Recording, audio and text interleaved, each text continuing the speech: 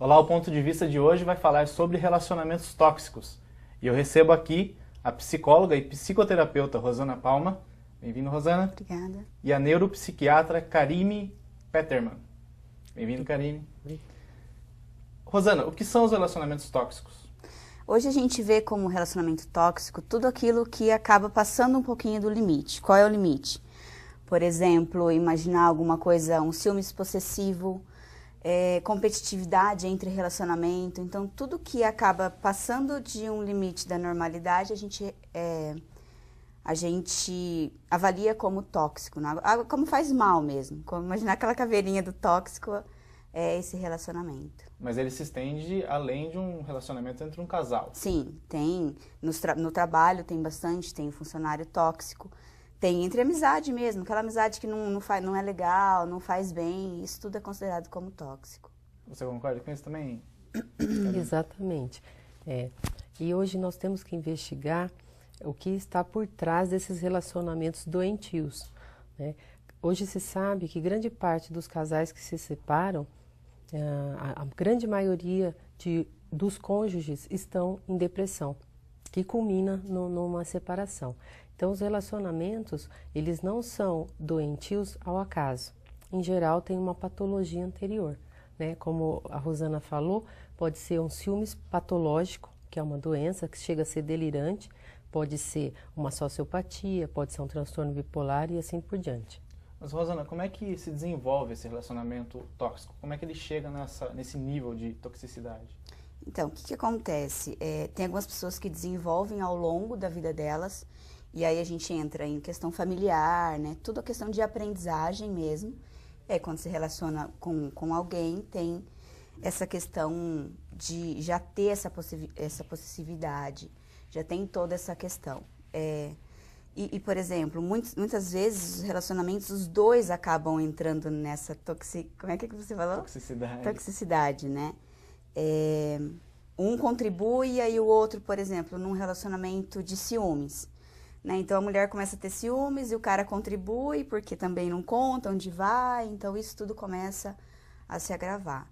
Lógico, começa, como eu te falei, começa toda uma questão de como foi aprendido, então o processo de terapia, isso tudo é olhado. Né? Como é que começou tudo isso, como a gente pode olhar o processo de autoconhecimento mesmo. Mas a gente pode dizer que uma pessoa do relacionamento é tóxica? E quais as atitudes dela, além do ciúme, que mostram que ela faz mal para outra pessoa? Claro, a gente pode ter num relacionamento uma pessoa tóxica, ou as duas, ou o ambiente todo tóxico. O que acontece é o seguinte, sempre a gente tem que investigar a sociopatia.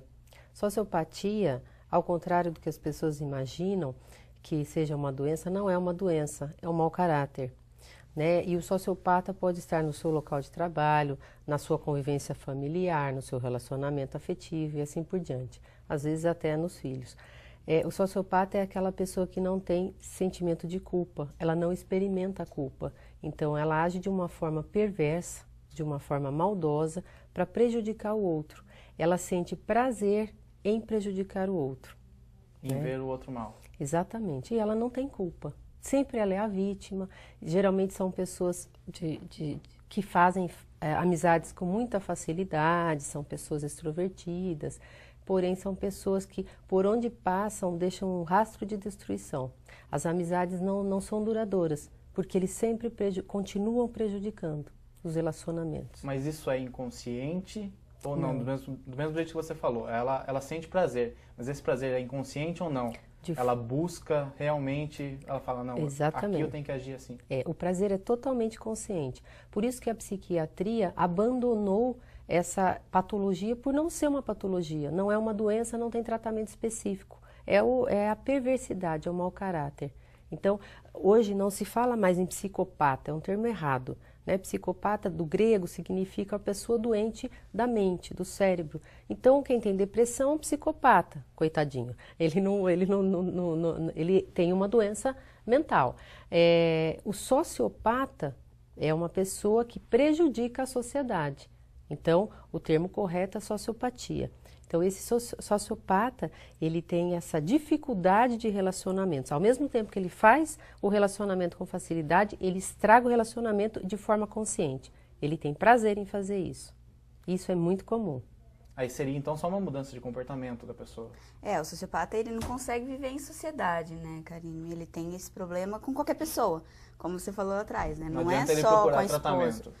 Não, sim, tem processo de terapia, acho que tem medicamentoso também, não tem, Karine? Sim, quando existe a comorbidade, então vejamos bem, não é uma doença, é uma falha de caráter. Só que geralmente essa falha de caráter vem com comorbidades. Comorbidades são doenças associadas. Então ele pode ser também um bipolar. Bipolar é aquela pessoa que oscila de humor, né? Ela pode estar irritada num dia, eufórica num dia, compulsiva e no outro estar triste, estar deprimida. Então tem essa oscilação de humor. O sociopata pode ter depressão, tá? Culpa jamais, mas depressão ele pode ter. Ele pode ter fobia social, ele pode ter outras doenças. Então, a gente trata as doenças comórbidas, não a sociopatia, porque a sociopatia, infelizmente, não tem jeito. A terapia entra, ajuda muito, principalmente num casal, né? Então, num relacionamento conjugal, a terapia ajuda muito. A medicação para a sociopatia é escassa, né? Não tem nada específico, visto que não é uma doença. Mas esse comportamento da pessoa, ele vem da vida toda ou ele pode acontecer num determinado período? Ela está passando por uma dificuldade, sim, aí pode naquele aparecer. período, e quem está em volta ali, quem está se relacionando, sofre só naquele momento? Sempre tem algumas coisinhas, e aí pode ter esse momento de explosão, que aí normalmente as pessoas procuram terapia nesse momento, né? E aí a gente vai tratando essas outras coisas, como a Karine falou, não é só a sociopatia, né? Tem, às vezes, muitos casos tem os ciúmes então a gente vai direto na causa, né? Eu trabalho com comportamental, então eu vou direto na ferida, vamos dizer. Então vai olhar o que está acontecendo, por que está sendo muito compulsivo. Em muitos relacionamentos tem competitividade, ainda mais depois que a mulher assumiu um papel mais elevado financeiramente, e aí tem essa disputa e aí aparece. Né? Então, eu acho que assim, a experiência que eu tenho tem as coisinhas desde lá do começo de vida, de repente acontece uma coisa que ninguém sabe administrar, que muitas vezes os casais vão para terapia por conta disso, e aí é quando aparece mais agravante, assim. E esse comportamento, ele é mais ocasionado nos homens ou nas mulheres? Olha, eu acho que a gente pode considerar os dois. Pode ser comportamentos diferentes, igual esse exemplo que eu dei da competitividade. Mas existe uma diferença de uma quantidade maior de mulheres que tem isso ou de homens? Então, eu acho que depende de qual tóxico a gente fala, né? Daí sim talvez apareça. Mas, por exemplo, competitividade acontece muito com o homem, né? Ele começa a ver que a mulher ganha mais do que ele e aí começa a ter essa situação mais delicada dessa competição com ele. A mulher é mais possessiva, né? Então, poxa, mas eu não posso dividir, ele não pode ter outra mulher.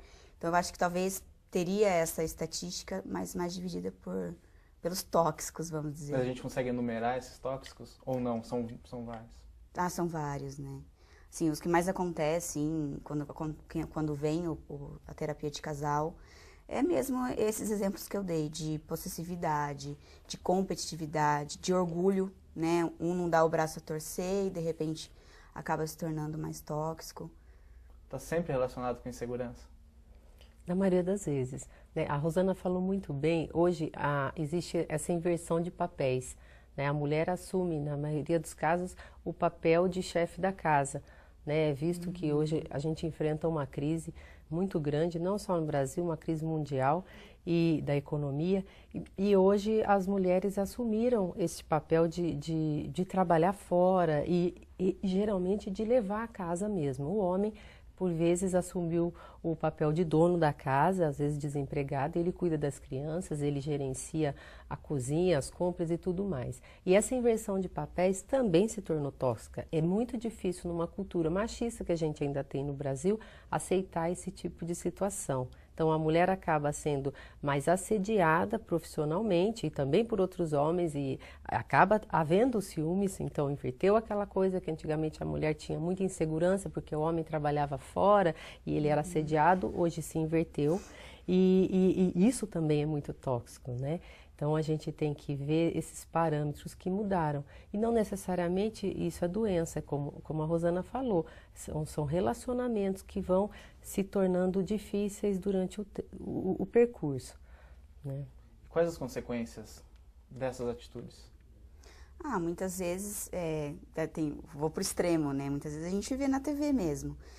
Casos de ser muito possessivo, de morte, né? Tô indo pro extremo, mas assim, normalmente é término mesmo, né? As pessoas...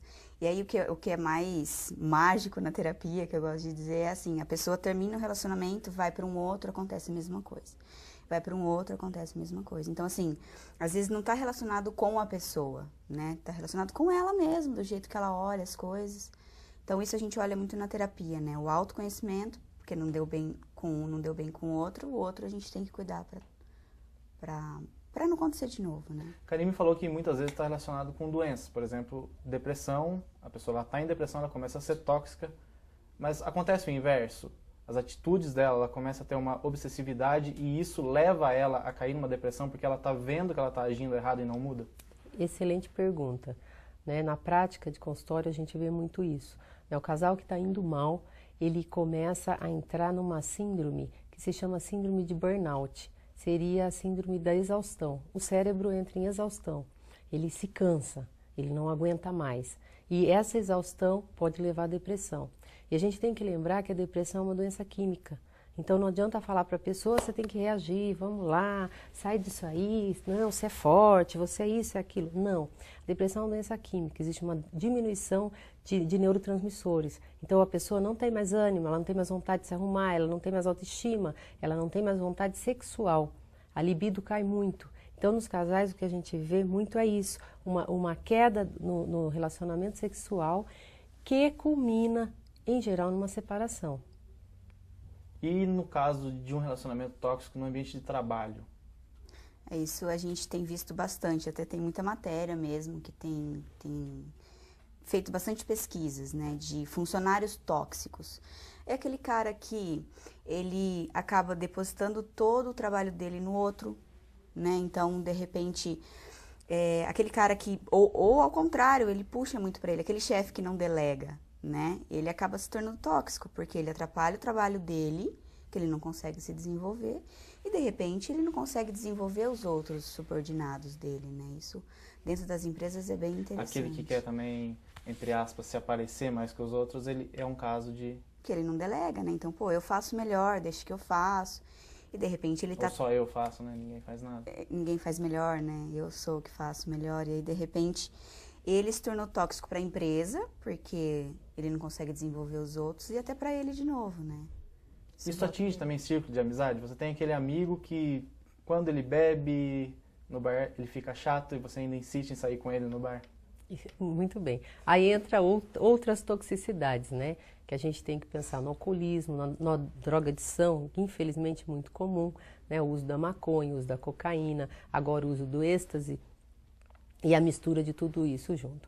Então, os relacionamentos são tóxicos nos dois sentidos, tá? Por exemplo, a pessoa que não usa droga e anda com o que usa, ele vai querer experimentar, o outro vai insistir para que ele experimente. Então, esses relacionamentos, eles tendem a ser um fracasso. Se droga fosse bom, nós médicos, nós terapeutas, nós íamos ser os primeiros a usar e a incentivar. Não é. A maconha, por exemplo, é uma droga extremamente devastadora para o cérebro, ela provoca outras doenças, né, principalmente em adolescente, ela faz desenvolver esquizofrenia, isso é comprovado, e além de tudo ela é 4 vezes mais cancerígena que o cigarro. Então essa coisa de liberar maconha, vamos liberar, isso é um grande erro, um grande erro. Para a gente já encerrar essa parte, a pessoa que tem um companheiro, um amigo ou um colega de trabalho que é tóxico e continua se relacionando, ela também está sendo tóxica com ela mesma?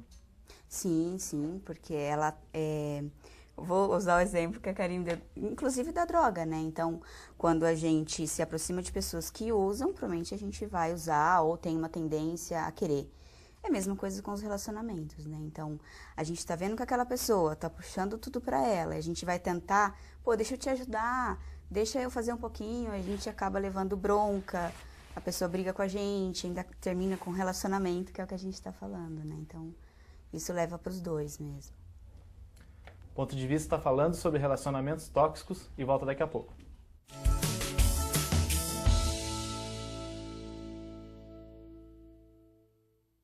Você fica constrangido quando encontra uma pessoa com deficiência?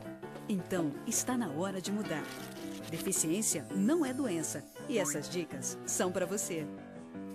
Ao conversar com o cadeirante, procure sentar-se. Assim, vocês mantêm a mesma linha do olhar.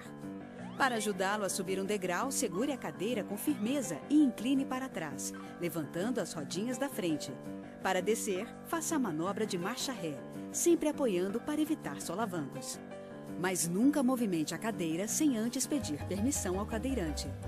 E em nenhuma hipótese, nem por um segundo, estacione na vaga reservada a pessoas com deficiência ou ao lado de guias rebaixadas. Você gostaria que construíssem um muro na porta da sua garagem?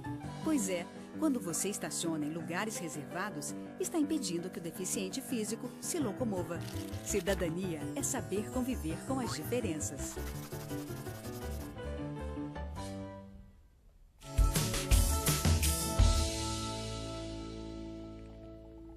Estamos de volta com um ponto de vista falando sobre relacionamentos tóxicos. Uma pergunta que eu tenho é, muita gente que está no relacionamento tóxico, que ela sente que ela está fazendo mal ou ela está sendo a vítima, busca ajuda em livros de autoajuda ou na internet. Isso ajuda ou não? Tem algumas coisas que ajudam sim. O que eu sinto é assim, se há eficiência, né, as pessoas buscam, elas leem, mas o que eu sinto dentro do consultório é assim, o que eu faço? Eu sei que eu tenho que controlar, eu sei que eu tenho que confiar, mas como eu faço? Né? Que as perguntas que as pessoas chegam lá. Então, assim, uma coisa que os livros de autoajuda têm muitas dicas importantes, que são muitas dicas que a gente trabalha no consultório. Agora, o que a pessoa precisa desenvolver seria essa questão assim, como fazer? Como se fosse um planejamento que a gente tem, normalmente, que a gente pratica, né? Então, eu preciso, tarefa por tarefa, eu preciso parar de ligar em tal horário, por exemplo. Eu preciso deixar de ligar, em caso de ciúmes, eu estou dizendo, né? Eu preciso ligar menos, e aí por horário, fazer um planejamento, normalmente isso você começa a praticar e automaticamente você vai se acalmando, vai tendo esse processo terapêutico, né? Mas a pessoa sozinha, ela consegue ajuda, Karina? Depende, né? Consegue se ajudar, na verdade? É muito difícil. Particularmente, eu gosto muito dos livros de autoajuda. Por exemplo, eu gosto muito dos livros da Louise Hay, né? Tem um livro que a gente que trata muito paciente oncológico, tem um livro dela que se chama Você Pode Curar Sua Vida. E é um livro bastante interessante porque ela teve câncer e ela conta sobre a história e ela obteve uma cura, enfim. Então é bastante interessante. Nada disso é milagroso, né? A gente sempre tem que ler com uma visão crítica. Mas tem livros muito úteis, né? Os livros do psiquiatra, colega nosso, Augusto Cury, né? E tantos outros. Então são livros que, se a pessoa não tiver outra opção, porque às vezes a pessoa não tem oportunidade de fazer uma terapia, não tem oportunidade de ir a um consultório, não tem oportunidade, não tem outra ajuda. A ajuda que ela vai ter imediata vai ser livro, vai ser internet. E eu sempre acho que ajuda. Não só isso, os congressos hoje têm falado muito da religiosidade. A religião tem ajudado muito, independe da religião, mas a fé em Deus, a vontade de querer melhorar, isso tem ajudado muito. Hoje o Congresso Americano de Psiquiatria, que é o principal congresso no mundo, ele dedica um dia só para falar de religiosidade, e é muito interessante, né? Algo que não se falava na medicina, a medicina era totalmente contra a mistura de religião e tudo mais, hoje se fala, porque existe uma ajuda muito grande mental, quando a pessoa tem uma religião, segue um caminho assim. Voltando um pouco, principalmente no relacionamento entre casais, que eu acho que é onde esse relacionamento tóxico fica mais evidente, né? Sim. As pessoas, elas tentam muito se moldar para o outro, ou ser menos errada. Será que é aí que elas erram? Então, o que acontece? Eu acho que a pessoa consegue manter isso por um tempo, né? Eu vou ser do jeito que ele gostaria que eu fosse. Que normalmente acontece essa subordinação mais da mulher, ainda por conta da história que a gente tem mesmo, social. Mas isso não se mantém por muito tempo, né? No namoro até é tranquilo, e aí quando tem um casamento, por isso que hoje em dia tem muita separação, né? Porque a pessoa tenta sim se moldar, mas aí quando ela mora junto, de repente vem, acho que ainda maior ainda, todos esses problemas, né? Você acaba criando um monstro. Exatamente, porque você não consegue segurar por muito tempo, né?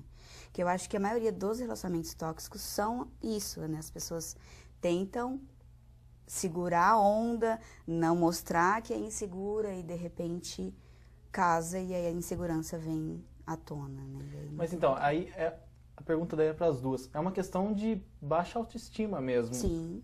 Dos dois. Dos dois. De querer se manter no relacionamento, de achar que não consegue algo melhor. É isso? Ou, como você falou, a pessoa ela não tem chance de... Às vezes ela não vai conseguir melhorar mesmo ela mudando de relacionamento e ela tem consciência disso? A consciência acho que vem com o tempo. Normalmente a pessoa não tem. Por exemplo, pessoas que procuram relacionamentos com agressores. Né? Então, ela não tem consciência por que ela gosta de um cara que bate nela, por exemplo. Então, no processo de autoconhecimento, desse processo de fortalecimento da autoestima dela, é que a gente detecta o porquê que ela procura esse tipo de relacionamento. Concorda com a sua opinião, Karine? Uhum. Tem um relacionamento tóxico bastante comum de casais, que é quando a mulher se casa com um alcoólatra. E ela fica anos com aquele alcoólatra, aí quando ela acha que ela deve se separar, ela se separa, passa um tempo, ela se casa com outro alcoólatra. E quando você pesquisa na família, ou o pai, ou o irmão, ou o avô dessa mulher também eram alcoólatras. Então tem vários estudos no mundo mostrando isso, a repetição de comportamento e o porquê disso. Né? Dizem os estudiosos, os psicoterapeutas, que a mulher ela tenta consertar um erro. Então ela acha que no próximo ela vai consertar. Então ela procura sempre alguém semelhante, o relacionamento sempre continua tóxico se ela não buscar ajuda. Mas daí também ela acaba culpando o outro. Sim. A atitude do outro. Um culpa o outro, né? O tempo todo. Mas aí como assim, como a pessoa que é culpada pela outra de ser o motivo das brigas, como é que ela deve agir? Então, eu acho que o primeiro é esse processo de consciência, né? Saber que o outro é o outro e eu sou eu, né? Fazer essa separação mesmo, que normalmente nos relacionamentos não tem. Tem o momento do casal, tem o momento que é meu e tem o momento que é seu. Quando faz essa separação, você entende que o problema é do outro. É lógico que a gente divide problemas no relacionamento.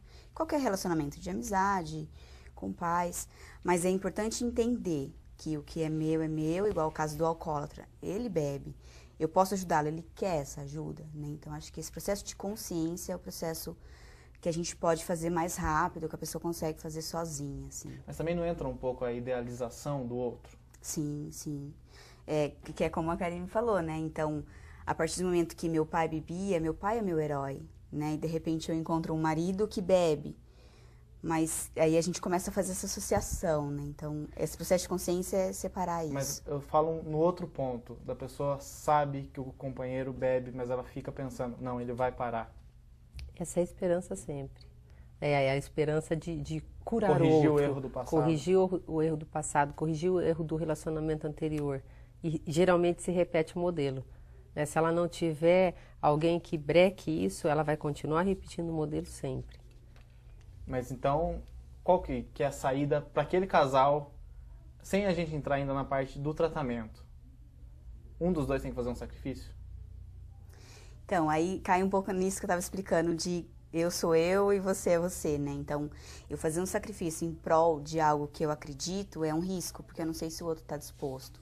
Então, acho que uma conversa mesmo, saber até que ponto, por exemplo, no caso que a gente tem falado de alcoólatras, né? Até que ponto ele realmente quer se cuidar ou é uma idealização minha? Né? Então, acho que esse processo de consciência é algo que dá para fazer rápido, para a pessoa ver se realmente faz sentido investir, se a pessoa realmente quer ou é só uma ilusão mesmo. Até uma coisa que a Karime já falou, que faz parte da nossa cultura um pouco.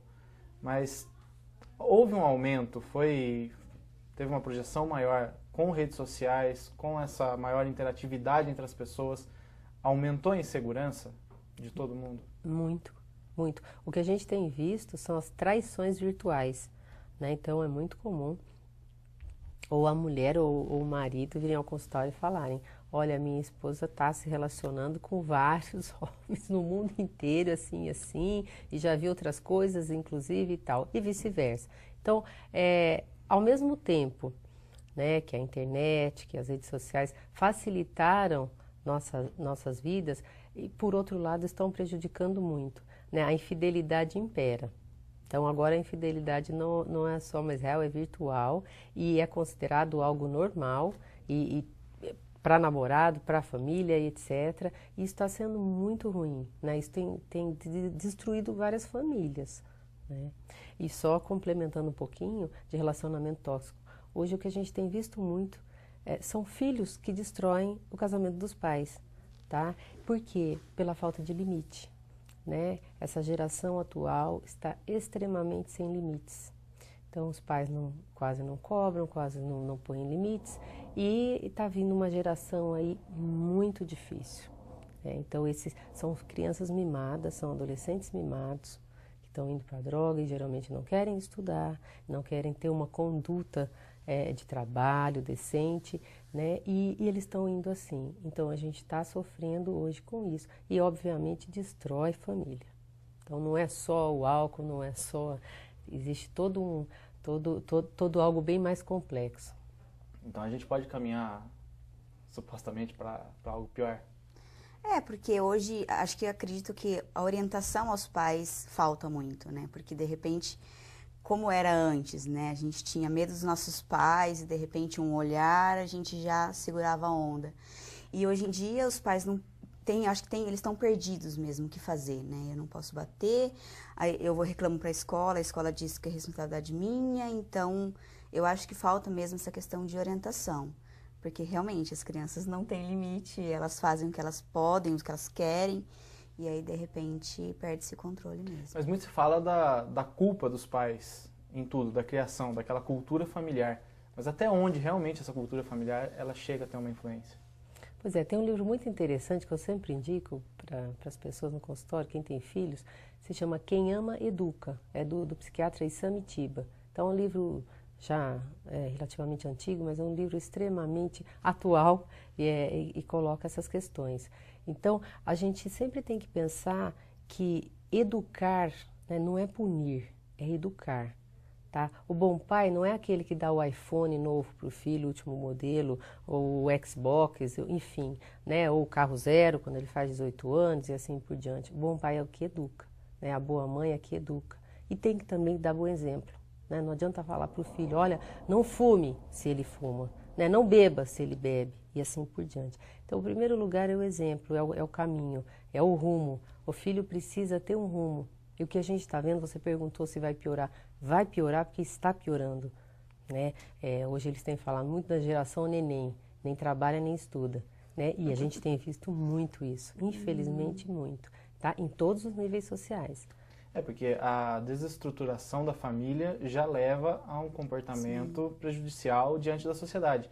Aí, como você disse, cada vez mais as famílias estão ficando desestruturadas por causa dessas, não só traições, mas de tudo que a modernidade traz pra gente, né? Então, talvez a saída não seja tão fácil assim. Eu acredito na prevenção mesmo, que é isso que, como eu falei, né? Acho que a orientação é o que falta, porque o exemplo acontece muito, né? Eu tenho um caso na clínica onde a mãe não gosta de salada, não come nenhum tipo de verdura, e a filha também não. Então, por quê, né? Paladar cada um tem um, e de repente, por exemplo mesmo. Acho que uma saída rápida é pensar no exemplo, mas eu sinto muito assim no consultório, que os pais não sabem o que fazer, né? Está faltando um pouco dessa orientação para eles, enfim. Mas essa orientação teria que vir da onde? Se não da família, já que a gente vem num ciclo de famílias desestruturadas. Eu acho que é um trabalho mesmo de prevenção, né? Mas na onde esse trabalho seria? Aqui, por exemplo, Sim. a própria mídia é responsável por isso, né? Se tivessem mais entrevistas como a que você teve a inteligência de fazer, se as pessoas publicassem mais nos jornais, nas revistas sobre isso, informassem, se a informação chegasse de uma forma mais fácil, mesmo nas redes sociais, isso ajudaria muito. Nas escolas, obviamente, né? Então, em todos os lugares, se houvesse essa divulgação, tá? Isso sim valeria a pena, mas a gente vive num país onde a prevenção não é levada em conta em nenhum sentido, né? Veja o caso da dengue, depois que estoura, vamos ver o que a gente vai fazer, né? É um absurdo num país desse morrer gente por dengue, infelizmente. Mas assim, é isso que acontece. Então é um país que não se preocupa com a prevenção. Então se a mídia, se todas as pessoas se reunissem, poxa vida, a gente vê tantas igrejas, se na própria igreja tivesse essa divulgação, tivesse essa aproximação da sociedade, para que eles pedissem ajuda, né? As pessoas precisam pedir ajuda e às vezes elas precisam só serem ouvidas, só isso, né? Então, falta, infelizmente, falta muito. Quando não tem prevenção, precisa de tratamento. A gente volta falando disso no próximo bloco. O ponto de vista sobre relacionamentos tóxicos volta já já.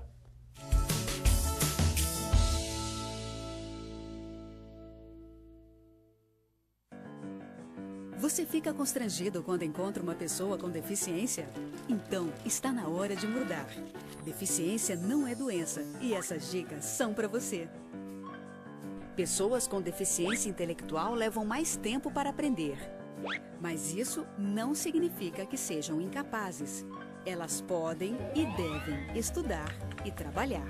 Existem mais de 200 tipos de deficiência intelectual. A síndrome de Down é uma das mais conhecidas. Não seja superprotetor. Se a pessoa com deficiência for uma criança, trate-a como criança.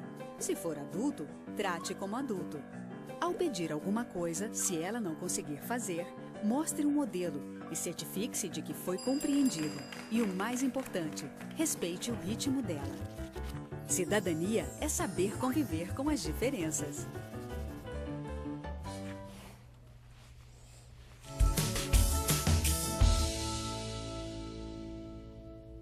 O Ponto de Vista está de volta falando sobre relacionamentos tóxicos. Rosana, vamos falar dos tratamentos. E se você puder, você cita exemplos dentro do que a ética permitir. Quais os tratamentos para as pessoas que estão num relacionamento tóxico e para quem é tóxico? Eu acho que um processo, como a gente tem falado, do que fazer em casa, né? O que dá para fazer de imediato, é o procedimento mesmo de consciência, né? Perguntar, saber do outro, porque a gente acaba se aproximando demais e aí não tem o que é meu, o que é seu. Acho que o que dá para fazer em casa, a tarefa de casa seria essa, assim, você pensar um pouquinho mais o que é seu, o que é do outro e de repente consegue diminuir um pouquinho mais essa ansiedade, essa questão de buscar o outro, de saber do outro, que é sempre assim, em todos os problemas. E você chegou a falar do burnout. Burnout mesmo o termo, né? Como que as pessoas chegam buscando ajuda? Qual que é o estado delas? A síndrome de burnout, as pessoas chegam geralmente no estado muito deplorável. Então, elas chegam chorando, elas chegam desesperadas, elas não têm mais concentração no trabalho, não têm concentração para ler, a memória fica ruim. Então, é um estado de desespero muito grande, né? Não dormem direito à noite, não conseguem mais comer, elas começam a tremer e até a fala fica difícil, é uma fala rápida, o pensamento ele fica tangencial. Então, é uma situação muito complicada. Obviamente, ela não tem nenhum desejo sexual, né? Não vai ter relação e afeta em todas as esferas. Então, afeta na vida profissional, a vida pessoal, a vida afetiva, a vida religiosa e assim por diante. Então, essa pessoa, ela chega num estado muito crítico e a primeira coisa que a gente faz é fazer o diagnóstico e depois entrar com medicação. Em geral, a gente entra com antidepressivo. É importante dizer que o antidepressivo não é calmante, não leva à dependência, ele tem um tratamento limitado. Eu falo para os pacientes, tem começo, meio e fim. A gente tem que tirar esse estigma da neuropsiquiatria, que vai tomar remédio, que remédio para louco. Em primeiro lugar, que a gente não é médico de louco, porque qualquer um de nós pode ter esse tipo de doença, né? Síndrome de burnout, fobia social, pânico, etc. Então, tirar esse estigma.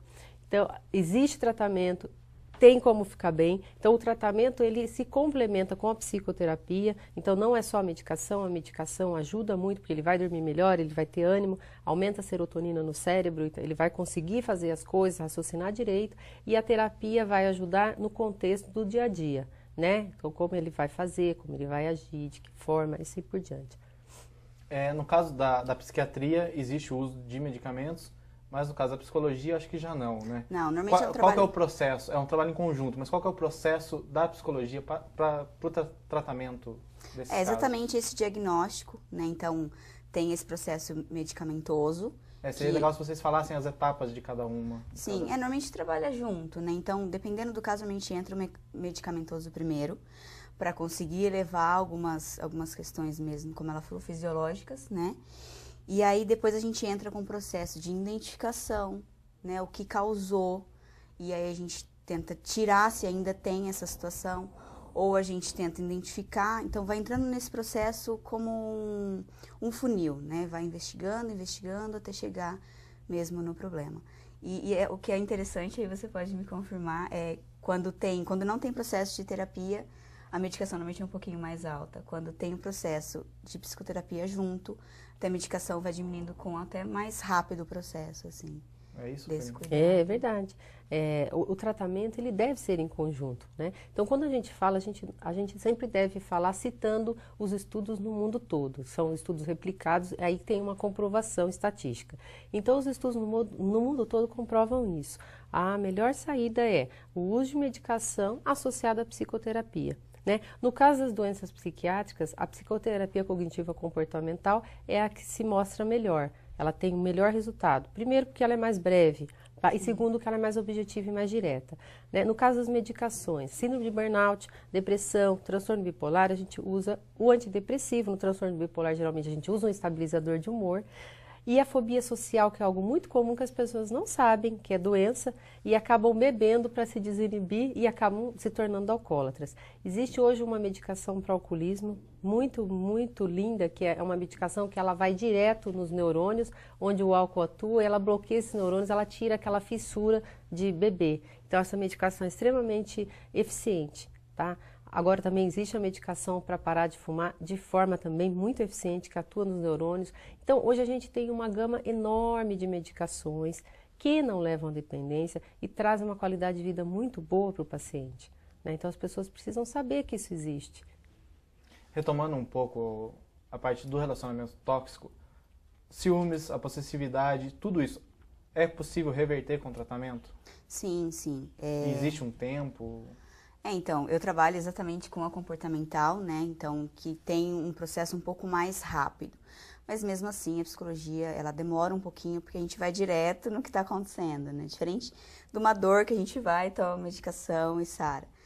A psicoterapia vai um pouquinho além. Então, normalmente começa a se ver o resultado a partir de uns 4 meses. Isso indo toda semana, um processo sem falta, a pessoa se esforçando para ir. Mas a pessoa, ela pode ter recaído ao longo da vida? Sim, ela retomar sim. aquele comportamento? Então, esse processo que acontece dentro da terapia é o quê? Processo de consciência. O que acontece, se ela já fez esse tratamento, ela consegue perceber mais rápido o que está acontecendo. Né? Então, aí ela mesma... Ela mesma, poxa, está acontecendo alguma coisa, eu sei que pode ser isso, porque eu já tenho esse autoconhecimento. E qual que é o papel da família, amigos, nisso tudo? É fundamental. Né? A família é a estrutura. Então, geralmente, o que a gente faz? Se a gente atende adolescente, a gente chama família. Se a gente atende adulto, que o adulto permita que a gente chame a família, a gente chama a família. A família faz parte do tratamento. Se a gente não tiver esse apoio, a gente não consegue tratar o paciente. Então, é fundamental o apoio da família. Principalmente dentro de casais, né? Normalmente eu começo a tratar a pessoa e, de repente, você insere o parceiro ou parceira da pessoa no tratamento para ela entender também o que está acontecendo. Depois a gente tira de novo. Então, faz parte até da família, de adolescentes e até de casais mesmo. E existem casos específicos que possam ser destacados? Então, eu tô com um caso, né, na clínica, que acontece muito orgulho dentro do casal, né? Então, eu cuido da pessoa e aí a gente começou a identificar, e ela também nesse processo de identificação, de que acontecia muito o orgulho dela, ela não abria mão e ele também não abria mão. E aí a gente começou a trabalhar, a gente entendeu, ela entendeu a parte dela, mas ela disse pra mim, né, como eu faço agora, né? Que é aquilo que eu te falei, né, as pessoas, como livro de autoajuda, a gente sabe o que acontece, mas como eu faço agora? E a gente inseriu, né, o parceiro dela no processo de terapia, a gente começou a mostrar pra ele e ele também se mostrar pra ela os defeitos, coisas que ele não fazia. E aí a gente começa a tratar o casal. De repente trata, eu tiro ele de novo do processo e volto só com ela. Você tem algum, Karine? A gente tem vários casos, né? É até difícil dizer. Mas, por exemplo, o que a gente atende bastante em consultório é alcoolista. Então, a gente usa o termo hoje alcoolista. Então, a pessoa que bebe, diz que bebe socialmente, na verdade ela bebe todo dia. E o alcoolismo, a característica, não é que bebe muito. Se a pessoa precisar tomar uma dose de álcool por dia, tá? Mas ela precisar daquilo para se sentir bem, ela já é considerada um dependente do álcool. Enfim, isso destrói muito o relacionamento, muito. E a gente tem visto muitas mulheres agora bebendo bastante, né? Então, isso precisa de tratamento. Você perguntou quanto tempo, né? Em geral, as medicações começam a fazer efeito entre 15 e 20 dias, mas uma melhora boa a gente vê em 2, 3 meses de tratamento, tá? Então, todo tratamento é lento, é difícil, é até difícil, no início tem os efeitos colaterais. Você falou de exemplos, tem vários, né? A gente, infelizmente, está tendo muito exemplo dos jovens hoje com o uso da cocaína, tá? Em larga escala, de uma forma assim, muito fácil né, para adquirir a aquisição da droga, muito fácil, e isso tem contribuído para brigas, para discussões, para a toxicidade de tudo. A gente já falou sobre quem desenvolve mais comportamento tóxico, se é o homem ou se é a mulher, mas quem procura mais o tratamento? Mulheres. Sempre. Ainda assim. Tem esse tem preconceito, ainda tem. Até as mulheres ainda têm, muitos pacientes não contam que estão em processo de terapia. Que ainda tem aquela questão de louco, né? Eu sou maluco, então não conto. Ou senão é frescura, né? É frescura. Por que eu vou procurar? Isso é frescura. Ou fazer terapia é coisa de madame. Tal. Sim. Então ainda é muito esse estigma, né? Tem preconceito da sociedade também, né? Tem. Melhorou bastante, mas ainda existe. Ainda existe. Olha, hoje ainda o pessoal não sabe a diferença do psicólogo para o psiquiatra. Não sabe. Então, assim, a gente tem que explicar. Olha, o psicólogo ele tem uma formação. Então, vou falar. Tem uma formação extremamente importante, né? Ele faz a terapia, ele segue várias linhas, ele escolhe uma linha, ou a psicanálise, ou a terapia cognitivo-comportamental, que são completamente diferentes e tal. O psiquiatra é médico, então ele vai fazer 6 anos de medicina, mais 3 anos de residência, aí se fizer mestrado, doutorado, então o psiquiatra é médico. Então, primeiro ele é clínico geral, depois ele faz a especialização em psiquiatria, né?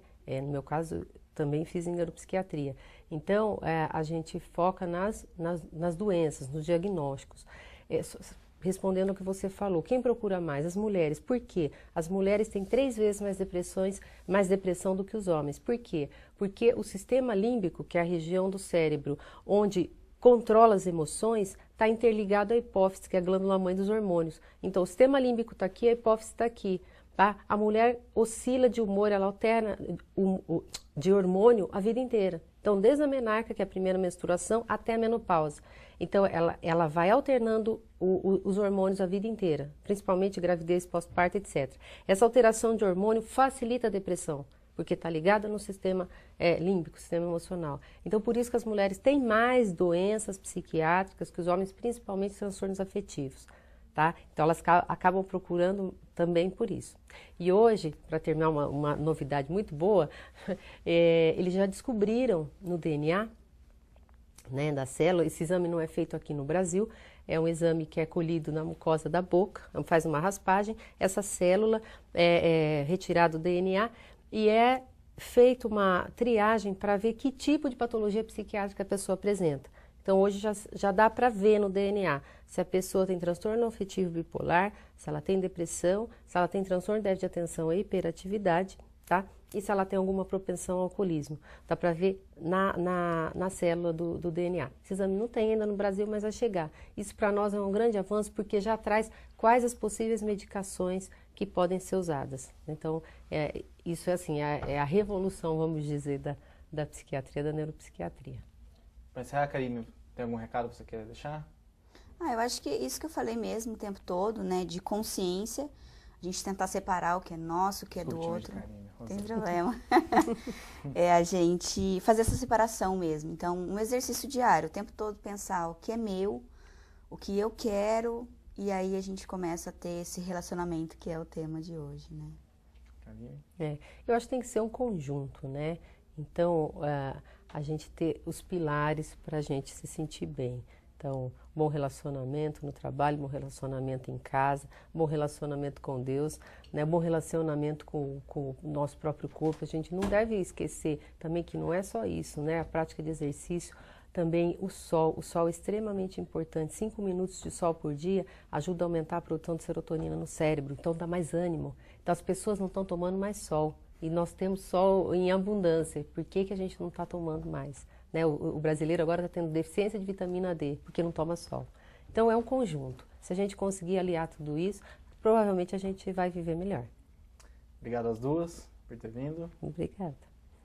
Esse foi o Ponto de Vista, falou sobre relacionamentos tóxicos, tratamentos e outras coisas. A gente volta no próximo programa.